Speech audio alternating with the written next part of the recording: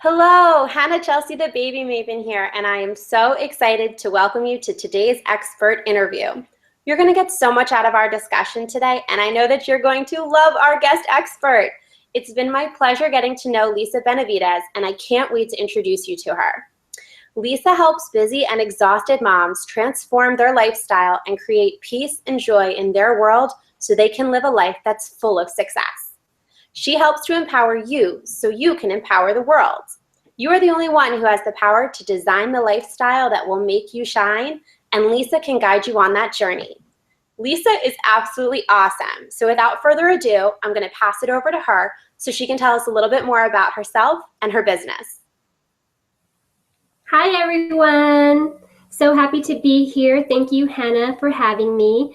As she mentioned, I help you just design a life that you absolutely love. And being a mom of 3 girls, I have been able to do that as well. A few years ago, I actually got a rheumatoid arthritis, and it forced me to have to slow down and make some major changes in my life. So now I just have such a big heart to help women make some changes in their life so that they can enjoy their life and just be happier moms and enjoy their kids and everything before something so drastic happens, because it's not fun to do it the way I did. But, it got me to where I am. So it's all good. And I am just loving helping other moms do the same now. That's absolutely wonderful. I think it's so cool that your business started from a place of your own personal experience and kind of what you learned out of that, and then being able to share that with others.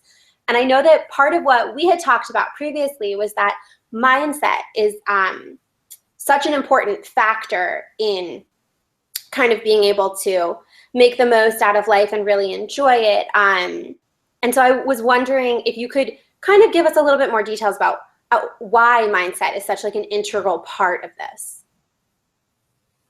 Sure. I like to call it the mama mindset because it is so important. And the way that we think and the way that we talk to ourselves it becomes what we bring into the world and what also we get from the world.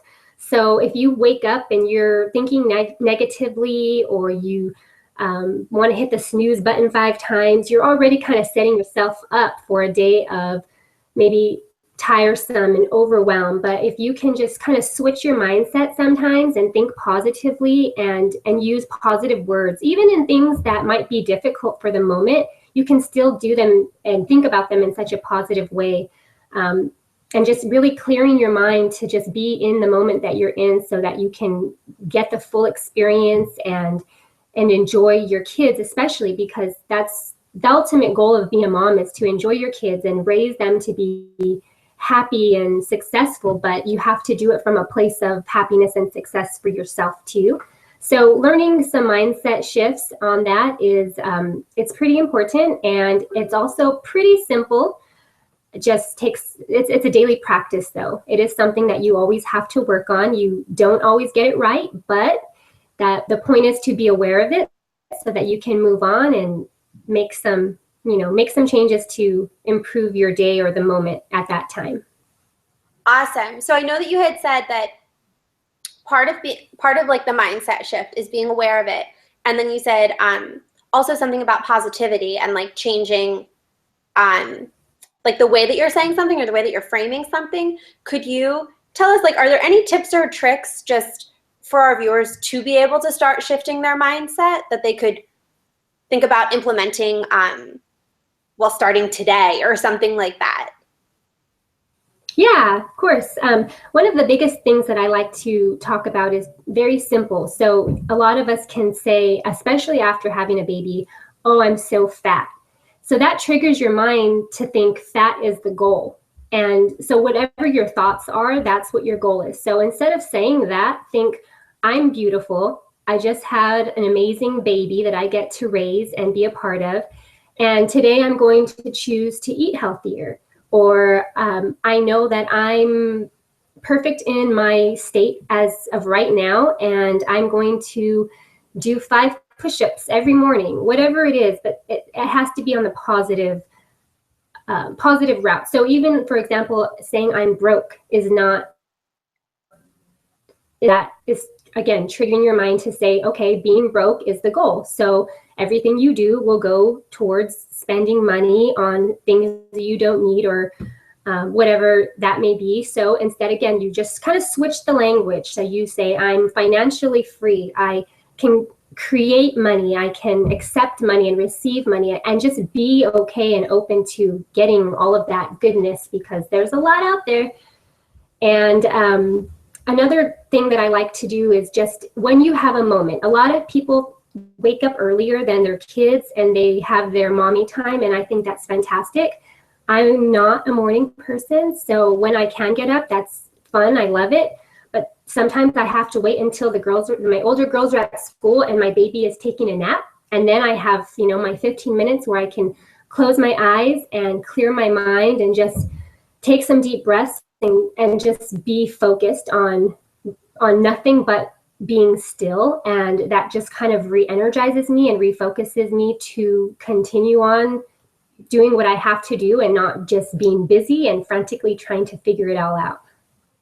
That's great. And something that I really like that you said as well, even just as you were describing this, was that you said, I choose to put healthy food into my body today, or something along those lines. And I thought, oh, wow, there are so many times during the day where I'm like, ugh, I have to do this. And even if it's like a forward moving thing, like, oh, like I really should exercise or something like that. And I know that sets exercise as my goal, but it frames it in a way for me that I'm like, ugh, it's another thing on my to-do list. So I loved it that you said I choose, because I feel like that's even just a simple thing that I could start saying more, that just kind of reframes some of those like thoughts that you have that maybe have just like a slightly like negative twang to them.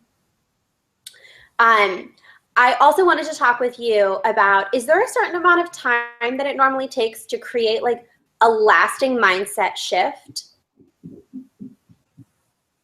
Again, it's really a daily practice, and it's something that you work on for the rest of your life. The couple of tools that I just shared with you are awesome ways to get started, and you can start to see things change immediately, even in just the way that you feel in that moment. So again, it's something that I'm not always good at. I mess up. We all are not, we're human. So we're not perfect. And the idea behind all of the mindset work is that once you can practice it and be aware of it. So I know when I'm in a bad mood, and I can check myself on the spot and say, okay, Lisa, what's going on? What do you need to refocus on? What are the goals? What do you want? And I can just be okay with the bad mood, because I'm, again, human, and we all have those moments. And it's important to also accept it. Like even with my kids, I allow them to be in bad moods because they're human too. They're not allowed to be disrespectful. However, they can be upset about something, and I want them to feel those emotions and not hide them. Just be aware of them. Why do you feel like that? What can you change for next time? And how can you handle it in this moment? Because if somebody upsets you, then you automatically want to put the blame on them usually, but you get to choose to be upset or not. Something happens, it's not a good thing, that's fine. Be aware of it, accept it, and move on, because the longer you stay in that negative space, just the more it consumes your life, and you're taking away from other things that you want to do. That's so smart. That is true. Like the more energy you give it, the more energy it winds up having, and it perpetuates.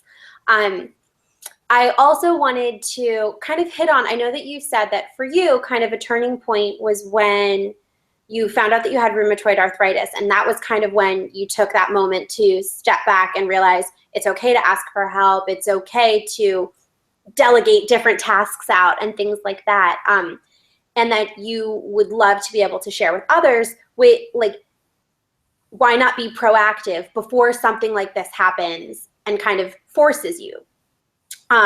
So how, or like in what ways can viewers be more proactive about things like this? Yeah, so a quick little backstory. I started doing event planning right out of high school, and I loved it. I was young and energetic. I also had pretty young, so but I did it all. And I traveled and I would work for, 3 to 5 days. And they were like 16 to 18-hour days in heels running around. And again, I really did. I loved it, but it was exhausting. And then my girls started school, and then they had dance and homework. And, I just was always ready to say like yes to everything. Yes to my kids, family, work, friends, society, and everybody. If I didn't eat, that's okay. If I lost sleep, oh well, I'll take a nap next week.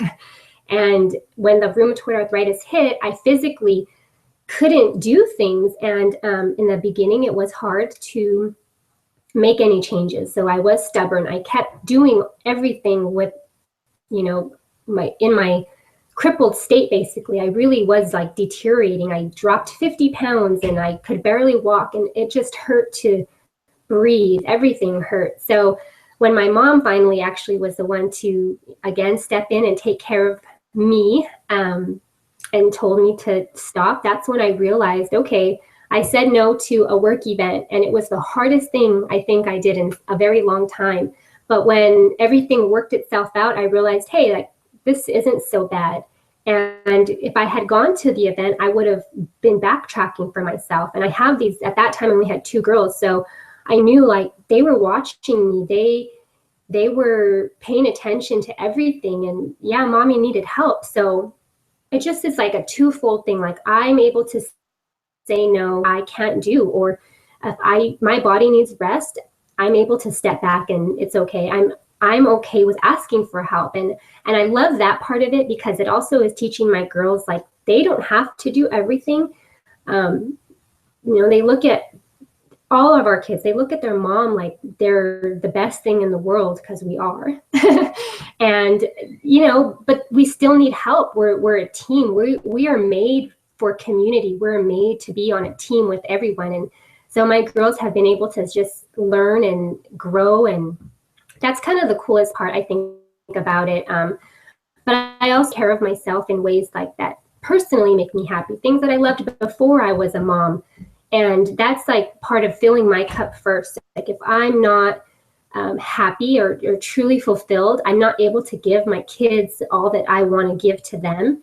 So you can't serve from an empty cup. So you need to make sure you're healthy, you're eating right, you're getting your rest, and you're doing things that you love to do that make you happy, whether it's taking a nap, reading, getting a massage, or your nails done, going on a date, whatever it is.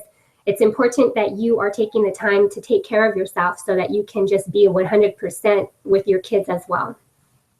That's incredible. And I know that one of the other things that we had talked about was also that it's important to walk your own path instead of focusing on kind of like what the mom next door is doing. And I think this plays in beautifully also to what you were saying about that moms really need to fill their own cup first.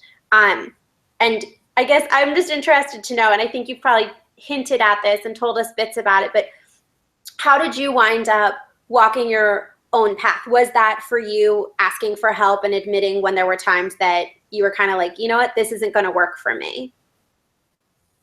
Yeah, I feel like when I was able to ask for, I just realized that, I'm just a regular mom like everyone else. I didn't have to put up that front, throw on the makeup and smile and act like everything was okay all the time. It was okay to reach out and say, hey, like, I'm exhausted, take my kids, or, like, tell my husband, I just need to go to the market by myself today, so you're staying home with the kids. And really, as I started to talk more and more about all of this, other moms were like, yeah, I totally get it. And we all feel like everyone has it together because that's what we always present. But real mom life is crazy beautiful. It is, it's just like this path and this journey of life that you can't make it perfect. And that's what makes it so perfect. I don't even know. I love being a mom so much.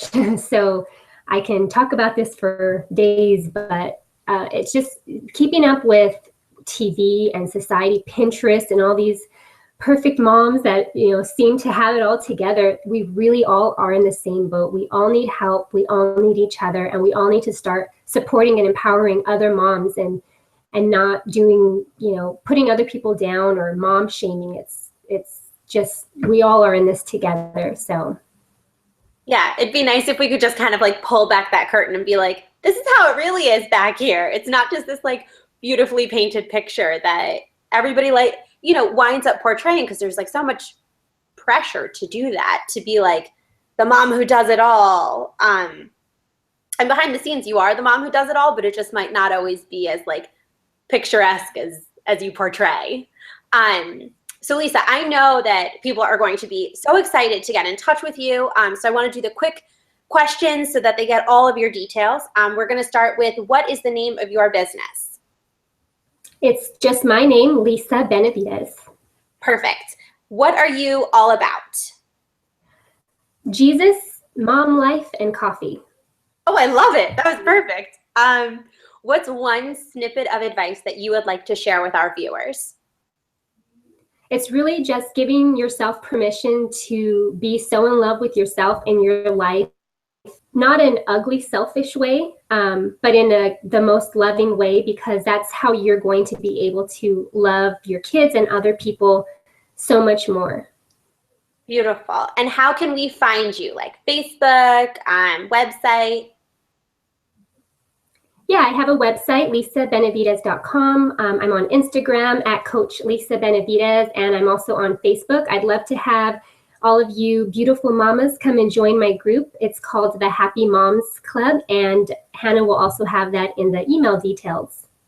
Perfect. So for everybody who's watching, just like Lisa said, I will make sure that her website, her Facebook group, and her Instagram, all the details that you would need to be able to connect with her, follow up, work with her, will all be in the email that you just got with this video.